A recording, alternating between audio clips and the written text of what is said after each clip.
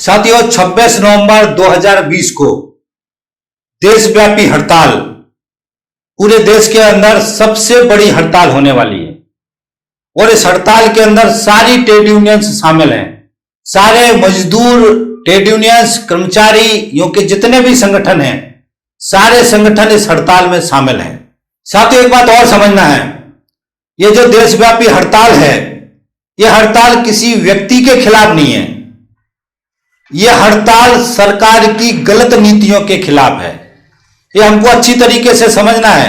और सरकार की गलत नीतियों के कारण से देश के जो बड़े 3 वर्ग हैं, जिसमें मजदूर, कर्मचारी, मेहनतकश वर्ग, दूसरा किसान, देश के किसान, अन्नदाता, और तीसरा व्यापारी, फुटकर व्यापारी, जो हमारा छोटे छोटे रोजगार चलाता है, जिससे करोड़ों रोजगार पैदा होते हैं।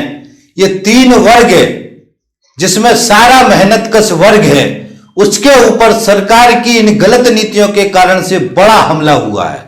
इसको हमको समझना है साथियों। इस केंद्र की जो सरकार है, नरेंद्र मोदी की सरकार है, इस सरकार ने सबसे बड़ा हमला मेहनतकश वर्ग पर किया है, मजदूरों पर किया है, कर्मचारियों पर किया है, नौजवानों पर किया है।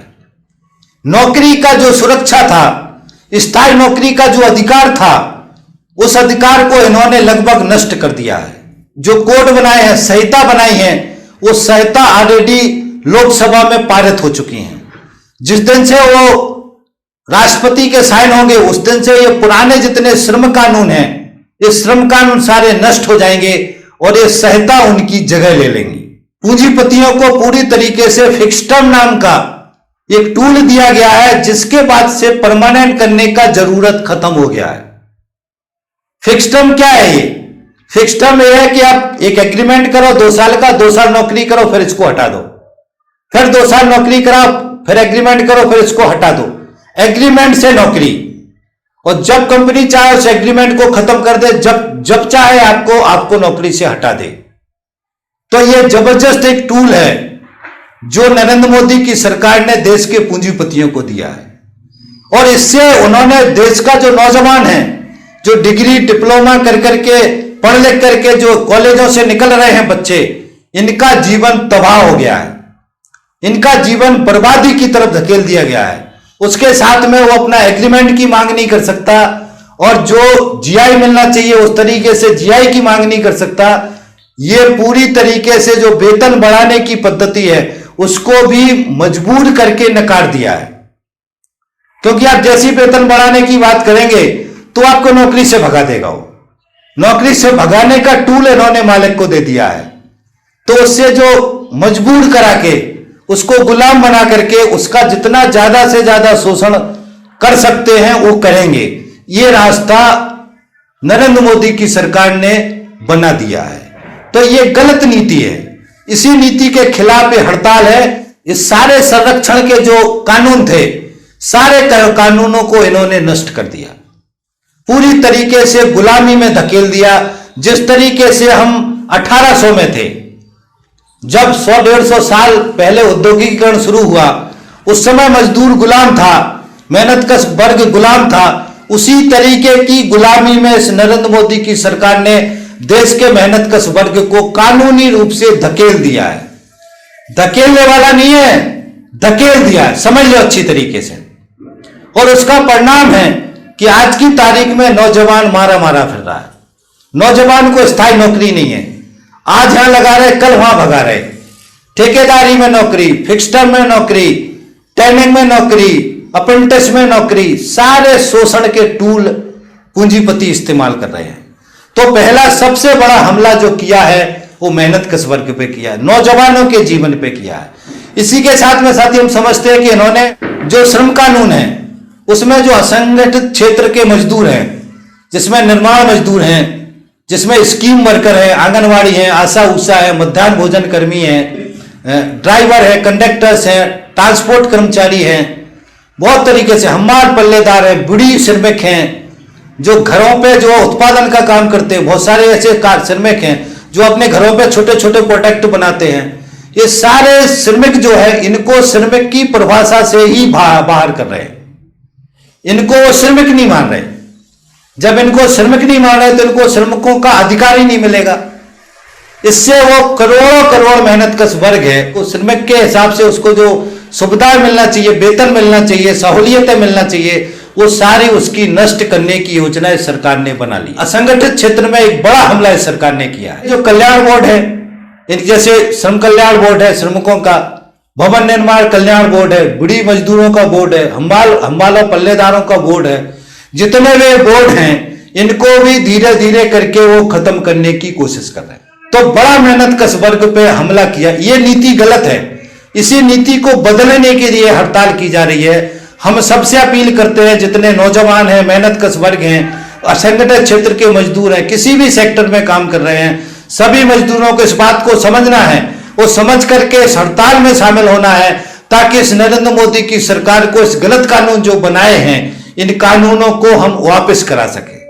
इसके लिए साथियों ये संघर्ष है। साथियों, दूसरा सबसे बड़ा हमला किसानों के ऊपर हुआ, और हमको समझना है साथियों, किसानी का, खेती का एक ऐसा सेक्टर था जो कॉर्पोरेट जो कंपनियां हैं, देसी विदेशी जो पूंजीपति हैं, उसके कब्जे से बाहर था वो, और किसानों का एक स्वतंत्र स्ट्रक्चर था जिसमें वो किसानी कर रहा था, और किसानी करके अपना जो है आजीविका चला रहा था। तो किसानों की जो खेती है उसके ऊपर कब्जा करके, उसको कंट्रोल करके, किसानों को अपने कब्जे में लेकर के उससे से ज्यादा मुनाफा वो कमा सकें, किसान को भी ज्यादा से ज्यादा चूस सकें, ये रास्ता खोला है सरकार ने, जिसके लिए 3 कानून बनाए।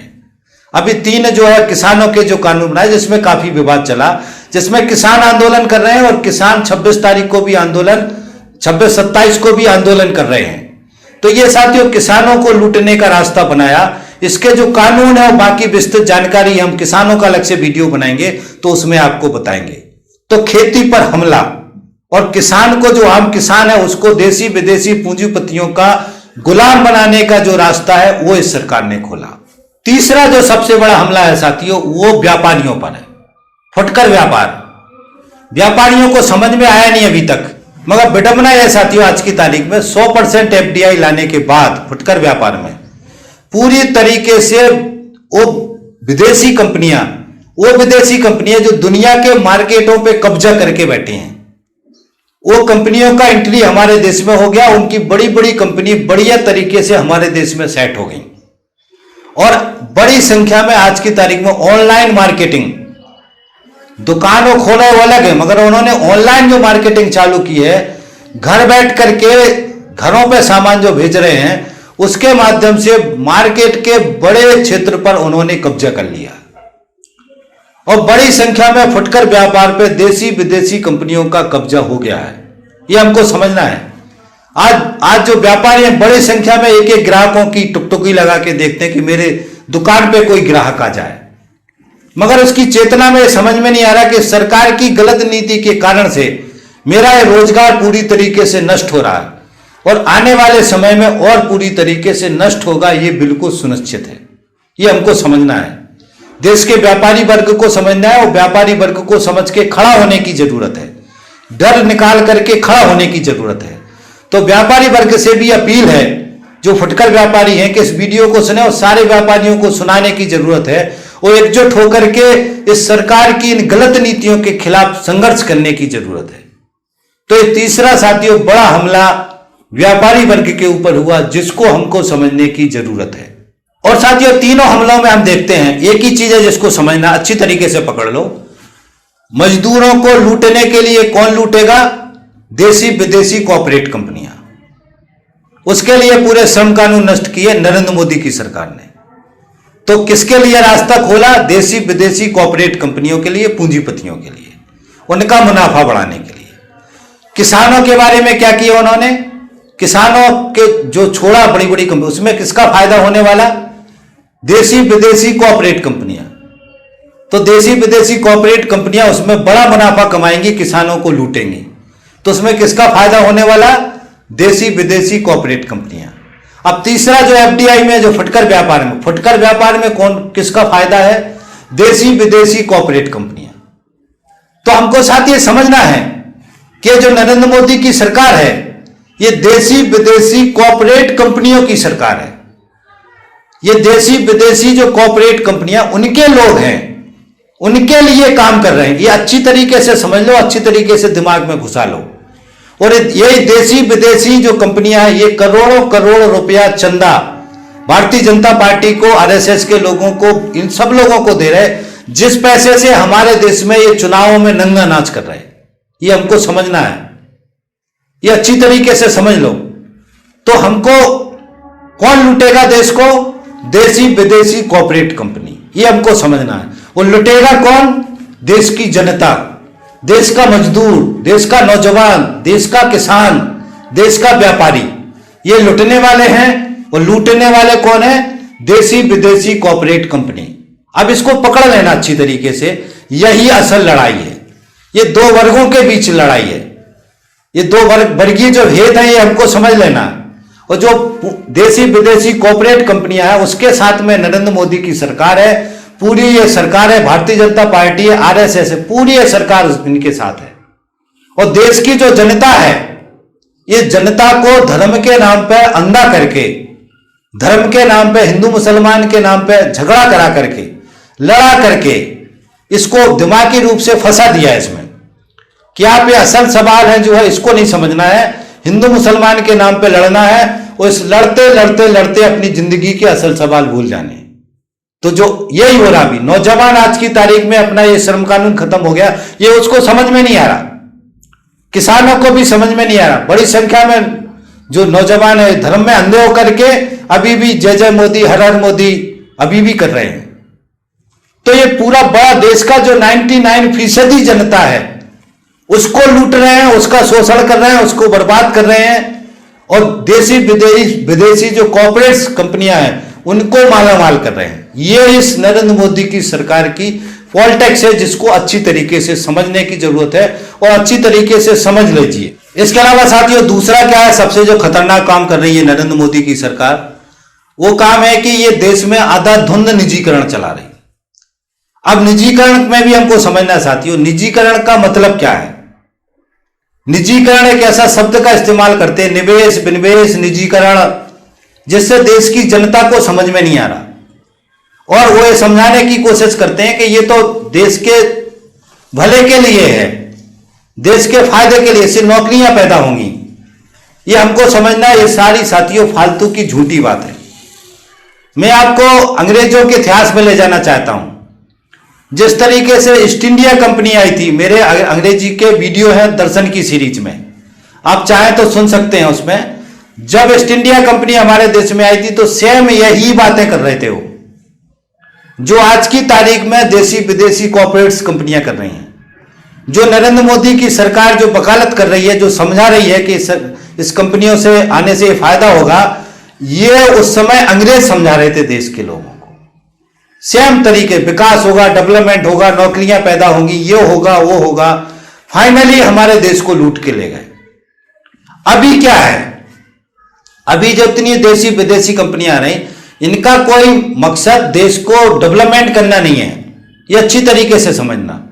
इनका एम है हमारे देश के अंदर पैसा कमाना, और पैसा कमा करके ज्यादा से ज्यादा धन लूटना, और ये धन लूट करके विदेशों में ले जाना, यहां भी नहीं रखना। जो कॉर्पोरेट्स कंपनियां हैं, वो इस पैसे को लूट के विदेशों में ले जा रहे हैं। यहां तक कि हमारे देश के पूंजीपति हमारे देश में जो धन लूट रहे, क्योंकि हमारे देश में लूट मची हुई है धन की, तो इस धन को लूट करके वो विदेशों में ले जा रहे हैं। उनको ये पता है कि विदेशों में हम धन इकट्ठा कर लेंगे तो हमारा धन कोई ले नहीं पाएगा, या किसी को समझ में नहीं आएगा।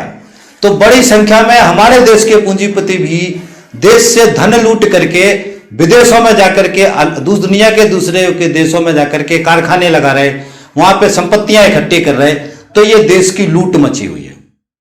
निजीकरण से ये सरकार हमारे देश की जो संपत्तियां हैं, जो आर्थिक संसाधन, जो 70 साल में हमारे देश के आत्मनिर्भर बनाया, जो आत्मनिर्भर हमारा देश है हर सेक्टर में, वो सारे संसाधनों को बेच करके पूंजीपतियों के हवाले कर रहे हैं। अब पूंजीपतियों के हवाले होने के बाद से पूंजीपति उसमें मुनाफा कमाएगा। मैं एक उदाहरण बता देता हूं, उससे सबका समझ लेना। सबसे बड़ा उदाहरण है दूरसंचार का। दूरसंचार, नेट, इंटरनेट, फोन, आज की तारीख में ऐसी जरूरत होगी, इसके बिना देश नहीं चल सकता। और इस नरेंद्र मोदी की सरकार ने बीएसएनएल को योजनाबद्ध तरीके से नष्ट कर दिया, बर्बाद कर दिया। 4G नहीं लाने दे रहे उसको।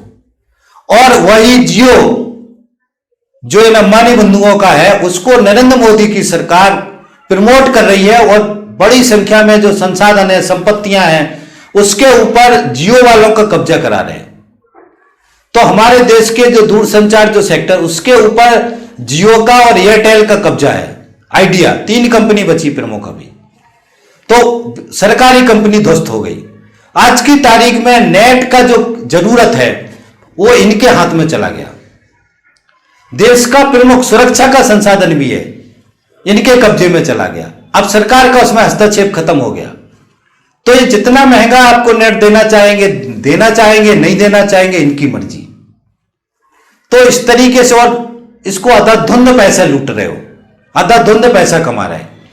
तो इस तरीके से देश के ऊपर कब्जा करवा रहे हैं, ये समझना है हमको।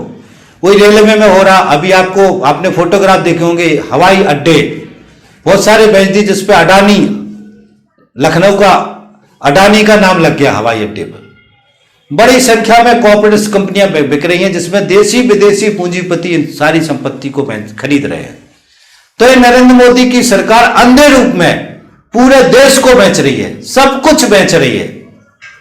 बैंक हो, बीमा हो, रेलवे हो, हमारे देश के जो हथियार बनाने वाले कारखाने हैं, तेल वाली ऑयल कंपनियां हैं, सब कुछ बेच रहे। तो अब इससे क्या होगा, किसका फायदा होगा? कौड़ियों के भाव बिक रही, कौड़ियों के भाव। यही ये सरकार है, इससे किसका फायदा होगा? देशी विदेशी कॉर्पोरेट कंपनी। इनको संसाधनों को कौन खरीद रहे? देशी विदेशी कॉर्पोरेट कंपनी। सरकारी कंपनी जितनी है उनको नष्ट कर रहे, उनको खरीद रहे देशी विदेशी कॉर्पोरेट कंपनी। तो हमको समझना है साथियों, ये सरकार जो है नंगे रूप में इस देश पर देशी विदेशी कॉर्पोरेट कंपनियों का कब्जा करवा रही, और इसके बाद फाइनली हमारा देश इन देशी विदेशी कॉर्पोरेट कंपनियों का गुलाम हो जाएगा।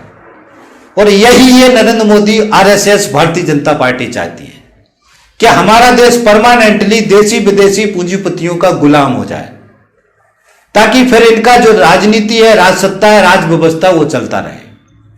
तो ये षड्यंत्र हमारे देश के साथ में चल रहा है, जिससे देश की जनता को अच्छी तरीके से समझने की जरूरत है। ये देश को बेचा जा रहा है। देश के जो रेलवे स्टेशन 100 साल के लिए आप उसको लीज पे दे रहे। 100 साल क्या होता है? आपने 200 करोड़ रुपए ले लिए 100 साल के लिए, 100 साल वो पैसा कमाएगा उसमें। अपनी बिल्डिंगें बना रहे हैं, अपने आप अंदर घुसोगे उसके भी पैसे लेगा। तो लूट का, ये कॉर्पोरेट कंपनी का लूट का जाल ये सरकार बिछा रही है, जिसको हमको समझना है साथियों। ये हमारे देश के हित में नहीं हो, अंग्रेज का नीति हमारे देश के हित में नहीं था। इस तरीके से ये जो लूट मची हुई है देश का, ये हमारे देश के हित में नहीं है। तो नरेंद्र मोदी की सरकार निजीकरण के नाम पे सारे देश पे कब्जा करा रहे, ये हमको समझना है, सारे कंपनियों पर। अब दूसरा सेक्टर है देश के जो प्राकृतिक संसाधन है, प्राकृतिक संसाधन जिसमें कोयला, जिसमें पत्थर, जो सीमेंट के कारखाने लगे हुए हैं, जिसके अंदर से लोहा, जिसके अंदर से आयक्स, बहुत सारी खदानें हैं जो हमारे देश के अंदर है। तेल का कंपनी, कच्चा तेल का जो निकासी कर रहे हैं, ये सारा कुछ देशी विदेशी पूंजीपतियों के हवाले कर रहे हैं।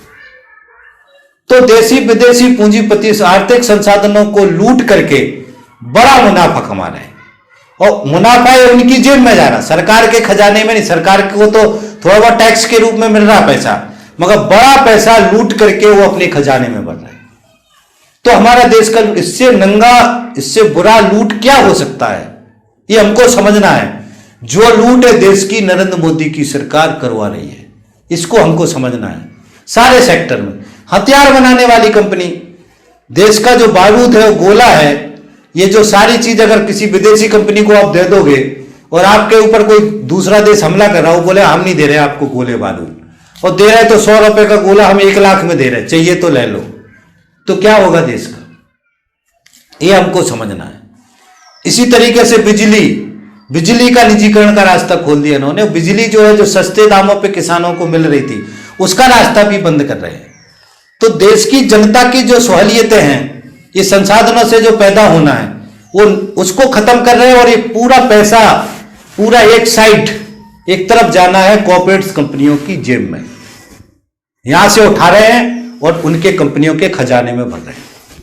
और इसी खजाने में से एक थोड़ा सा पैसा चंदे के रूप में, अभी कोविड में जो नरेंद्र मोदी ने पीएम केयर फंड बनाया, तबकि उन्होंने बाद में बोल दिया ये हमारा निजी फंड है, ये देश की जनता को बताने की जरूरत नहीं। उसमें पैसा किसने डाला? देश के नहीं पूंजीपतियों ने डाला। जो बहुत सारा पैसा सरकार ने पूंजीपतियों के खजाने भरा, उसमें से थोड़ा सा पैसा उठा के उन्होंने भारतीय जनता पार्टी के खजाने में डाला।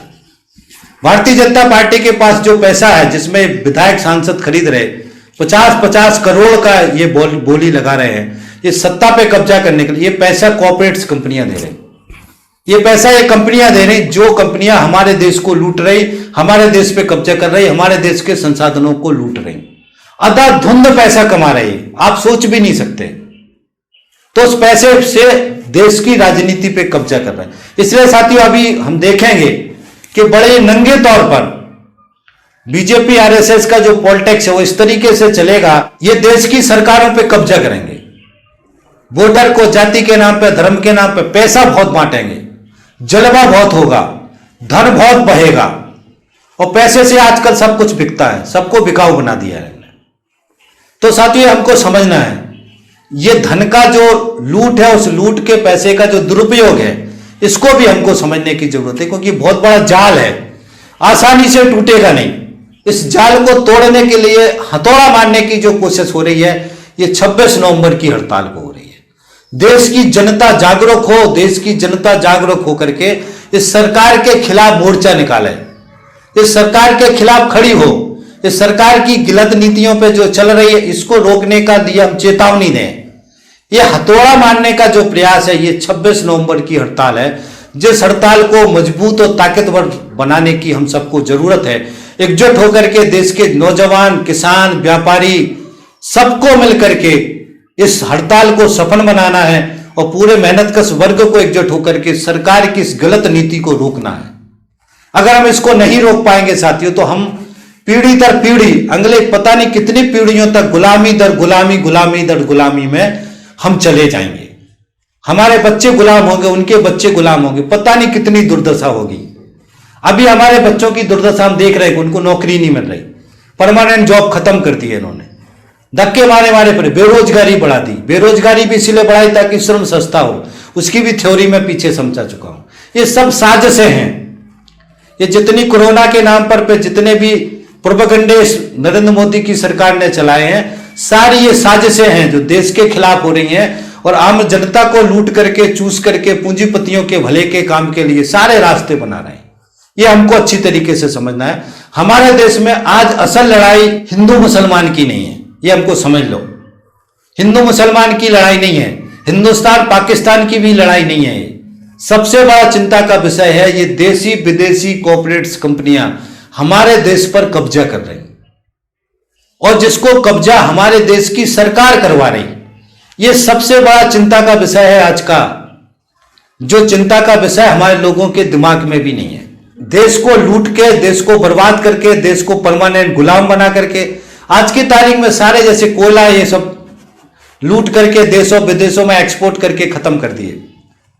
जो लोहा हमारी जमीन में सब उखाड़ फूड़ के देशी विदेशी कंपनियां सब खत्म कर दिए।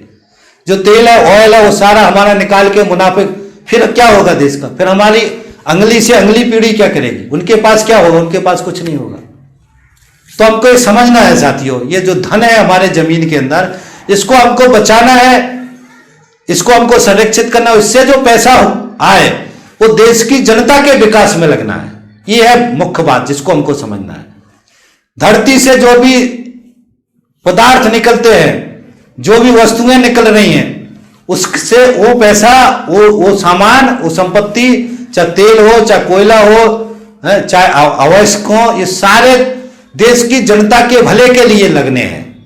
तो उसका मतलब है अगर देशी विदेशी कंपनियों के, पूंजीपतियों के फायदे के लिए लगेगा तो वो हमारे देश के भले में नहीं है, देश के खिलाफ है। ये साथी हमको समझना है। उसके अलावा एक साथी एक बात और समझना है, ये बिल्कुल सरकार पागल हो गई है।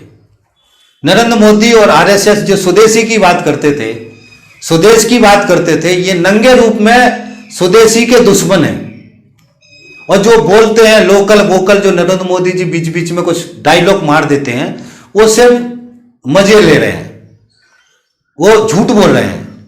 कोई लोकल वोकल का मतलब नहीं है। ये 100% विदेशी कॉर्पोरेट्स कंपनियां और जो हमारे देश की कंपनियां, वो यहां से पैसा ले जाकर के विदेशों में ले जाएं, ये इसका रास्ता इन्होंने बिल्कुल बना दिया।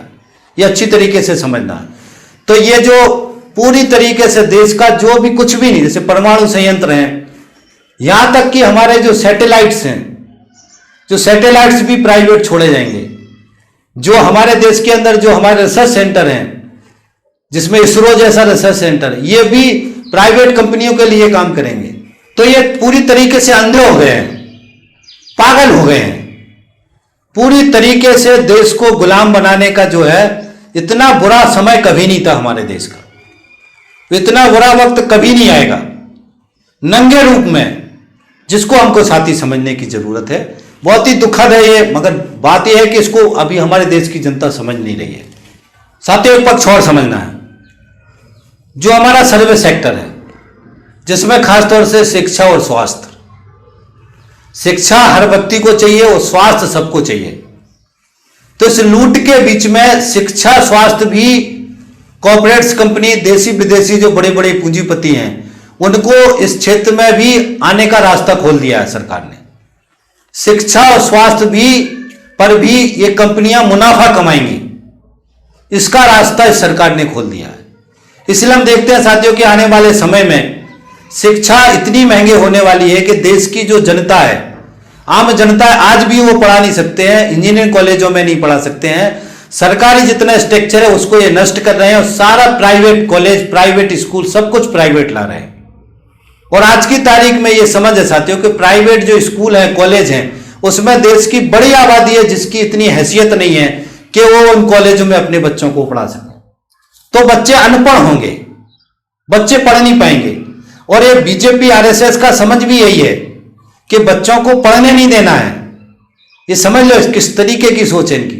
आर्थिक रूप से उनको कमजोर कर दिया, पैसे नहीं मिल रहे, मजदूरी कम हो गई, परमानेंट नौकरी खत्म हो गई, तो आप आर्थिक रूप से कमजोर हो गए। और यहां शिक्षा महंगी कर दी, स्वास्थ्य महंगा कर दिया, तो आप शिक्षा भी नहीं ले पाओगे और स्वास्थ्य भी नहीं ले पाओगे।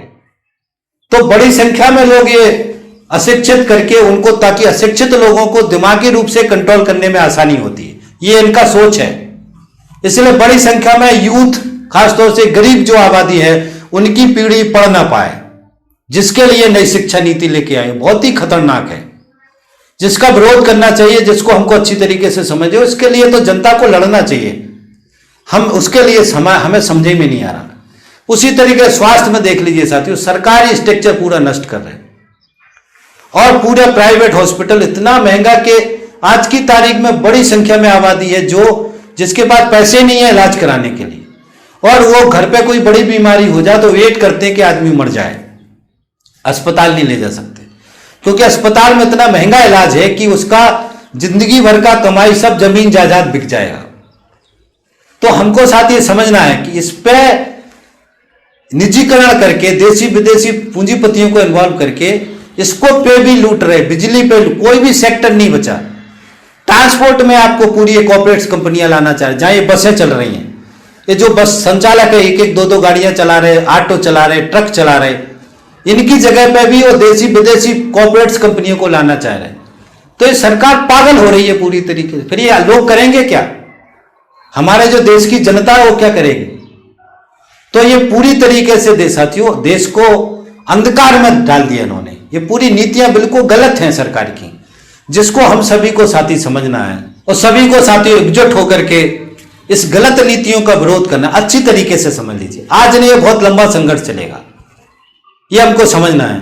और अंत में साथियों मैं समझाना चाहता हूं कि हिंदू मुसलमान का जो जहर बोया जा रहा, अब समझ लीजिए आखिरी में, हिंदू मुसलमान का जहर, यहां मुसलमानों से कोई खतरा ना हिंदुओं को है और ना हिंदुओं को कोई खतरा मुसलमानों से है। सब ये आर्टिफिशियल है, सब ये साजिशें हैं।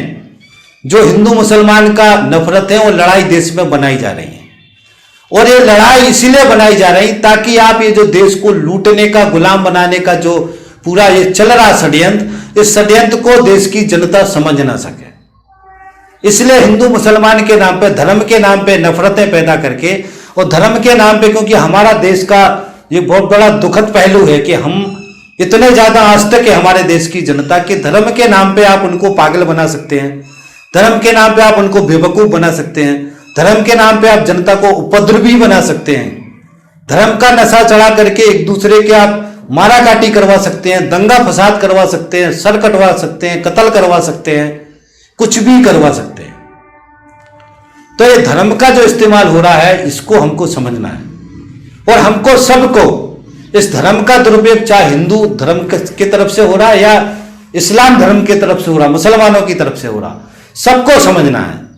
मुसलमान की तरफ से भी जो धर्म की पॉलिटिक्स कर रहे हैं वो भी इस राजनीति के शिकार हैं, हमको समझना है। और हिंदू धर्म के अंदर भी जो धर्म की पॉलिटिक्स कर रहे हैं वो भी इस राजनीति के शिकार है। खासतौर से अभी जो नरेंद्र मोदी और आरएसएस की जो पॉलिटिक्स चल रही है इसको समझना, ये मुसलमानों के प्रति, जो मुसलमानों में भी अतिवादी लोग हैं, ये बात सच है, मगर अभी बहुत बड़े षड्यंत्र मुसलमानों के खिलाफ योजनाबद्ध तरीके से चलाए जा रहे हैं, नफरतें पैदा की जा रही हैं, जिससे हिंदू मुसलमान का बंटवारा में जनता का जो विवाद है, डर है, उसके अंदर पैदा हो जाए, हिंदू मुसलमान के विवाद को प्रमुख राजनीतिक विवाद मान लें और इससे वो चुनाव जीतते रहें। इनकी ये पॉलिटिक्स है, हमको समझना है। ये पॉलिटिक्स जैसी चुनाव आते हैं वैसी ये पॉलिटिक्स तेज होती है, और बाकायदा योगी आदित्यनाथ जैसे लोग इस पॉलिटिक्स को रंग देने के मास्टर हैं, बहुत सारे मास्टर, नरेंद्र मोदी भी मास्टर हैं, अमित शाह इसके बहुत ही वैज्ञानिक हैं, जो उन्होंने गुजरात में हिंदू मुसलमान की पॉलिटिक्स की। तो ये पॉलिटिक्स जो हमारे देश में चल रही धर्म आधारित पॉलिटिक्स, जो हिंदुत्व की पॉलिटिक्स भी मैं समझा चुका हूं, इसको हमको समझना, इसके जाल से बाहर निकलना है। और हमको असल में पेट की जो लड़ाई है, रोजी रोटी रोजगार है, इस पर हमको इस पॉलिटिक्स को समझना है। वो इसके ऊपर ये पॉलिटिक्स क्या कर रही है इसको हमको टारगेट करना है। तो ये साथियों बहुत ही महत्वपूर्ण बात है कि हमको इस पॉलिटिक्स से बाहर निकलना है, हिंदू मुसलमान की पॉलिटिक्स से, और इस बीजेपी आरएसएस की जो पॉलिटिक्स है देश को गुलाम बनाने की, देसी विदेशी कॉर्पोरेट्स कंपनियों को देश को गुलाम बनाने की जो पॉलिटिक्स है, इसको हमको उजागर करना है, इसको नकारना है, इसको हमको समझाना है, इसको इस नीतियों को बदलवाना है। वो ये नीति नहीं बदलते तो इनको हमको राजनीति की मुख्य धारा से हटाना है, ये हमको समझना है साथियों। तभी हमारा देश बचेगा, हमारा देश रहेगा, हम स्वतंत्र रहेंगे, आजाद रहेंगे, तभी हमको हमारे अधिकार मिलेंगे, तभी हम अधिकारों की मांग कर पाएंगे, तभी हम परमानेंट नौकरी की जो अधिकार थे सब छीन लिए इनने, कुछ नहीं बचा आम जनता के पास, जो जो मिल रहा था सब कुछ छिन गया, ये आप समझ लीजिए। बाकी जो थोड़ा बहुत बचा खुचा है वो अगले 2-3 साल में सब खत्म हो जाएगा। ये बिल्कुल अटल सत्य है जिसको हमको समझने की जरूरत है। तो साथियों, ये 26 नवंबर की जो हड़ताल हो रही है, इस हड़ताल में आपसे मैं अपील करूंगा कि आपने अगर यहां तक वीडियो सुना है तो आपसे मैं 2-3 जिम्मेदारी दे रहा हूं। एक तो इस वीडियो को पूरी देश के नौजवान तक, आम जनता में, व्हाट्सएप में, फेसबुक, जहां तक शेयर कर सकते हो, इसकी लिंक को शेयर करो, बार बार इस लिंक को डालो ताकि देश की जनता इस असल सच्चाई को समझ सके। पहला अपील है। दूसरा अपील है साथियों कि 26 तारीख को पूरे देश में हड़ताल हो रही है, आंदोलन हो रहे हैं, कार्यक्रम हो रहे हैं। हो सकता है आपके क्षेत्र में उतनी ताकतवर रूप में कोई संगठन ना हो, उस दिन किसानों का भी आंदोलन हो रहा है, किसानों मजदूरों का आंदोलन हो रहा है, किसानों का गांव बंद आंदोलन हो रहा है। तो ये जो किसानों का मजदूरों का जो आंदोलन हो, इसमें सब लोग शामिल हों, बड़ी संख्या में शामिल हों, बड़ी संख्या में प्रदर्शनों पे निकलें, ये मेरा दूसरा निवेदन है। तीसरा निवेदन है साथियों कि इसको सोशल मीडिया पे कैंपेनिंग चलाएं। सोशल मीडिया में बड़ी संख्या में यूथ है, यूथ के अंदर कैंपेनिंग चलाएं, और कारखानों के अंदर हम सबकी जिम्मेदारी है कि अगर व्हाट्सएप पे आज हम सब कर सकते हैं, मैं कम से कम हजारों लोगों को मैसेज डाल सकता हूं, इस तरीके से आप भी हजारों लोगों को मैसेज डाल सकते हैं, इस तरीके से दूसरे लोग हजारों लोगों को मैसेज डाल सकते हैं। यदि हमने इस कड़ी को बना लिया तो हम पूरे देश की जनता को जोड़ सकते हैं। आज ये टेक्नोलॉजी है, बस हमारे दिमाग का सवाल है। इसलिए यदि आप कोशिश कर देंगे तो हम अपने बच्चों की नौकरी बचाने के लिए सरकार को दबाव डाल सकते हैं। ये गलत श्रम कानूनों को जो लागू कर रही है सरकार, इसको रोकने के लिए हम दबाव डाल सकते हैं। किसानों की जो गलत नीति है उसको दबाव डाल सकते हैं। देश को गुलाम बनाने से, आर्थिक रूप से गुलाम बनाने से बचा सकते हैं। तो आप देश के लिए देश की जनता के लिए, खुद के लिए, अपने बच्चों के लिए इस आंदोलन में सहयोग करें। ये आपकी जिम्मेदारी है, जो मैं आपको एक जिम्मेदार नागरिक, भारत का जिम्मेदार नागरिक होने के रूप में आपको जिम्मेदारी दे रहा हूं, तो आप सहयोग करें।